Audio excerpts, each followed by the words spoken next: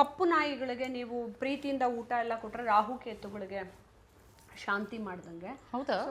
ಯಾವುದೇ ಒಂದು ಜೀವಿಯನ್ನು ನೋಡ್ಕೊಂಡ್ರು ಪಾಪ ಇವುಗಳೆಲ್ಲ ಆಶೀರ್ವಾದ ಮಾಡ್ತಾ ಇರುತ್ತವೆ.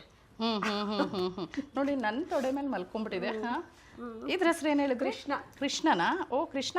ಏನು ಏ ಕೃಷ್ಣ.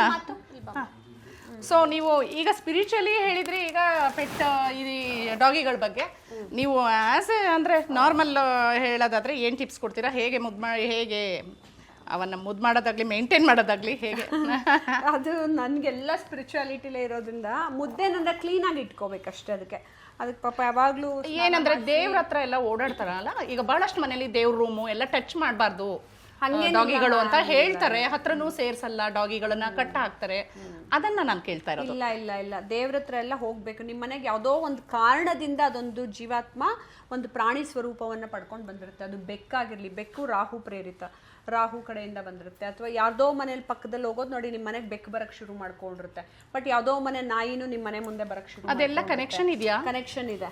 ಆವಾಗ ನೀವು ಅದನ್ನ ಯಾವ ರೀತಿ ಟ್ರೀಟ್ ಮಾಡ್ತೀರಾ ಅನ್ನೋದು ಬಹಳ ಮುಖ್ಯ ಆಗುತ್ತೆ. ಕ್ಲೆನ್ಲಿನೆಸ್ ಅಲ್ಲಿ ಕ್ಲೀನಾಗಿ ಎಲ್ಲರೂ ಇಟ್ಕೊಳ್ಳೇಬೇಕು, ಮತ್ತೆ ವ್ಯಾಕ್ಸಿನೇಷನ್ ಕೊಡಿಸ್ಬೇಕು, ಅದೆಲ್ಲ ಮಾಡ್ತಾರೆ. ಆಮೇಲೆ ನಾಯಿಗಳ ಜೊತೆ ಮಾತಾಡಿ ಪಾಪ ಒಂದು 10 ನಿಮಿಷ.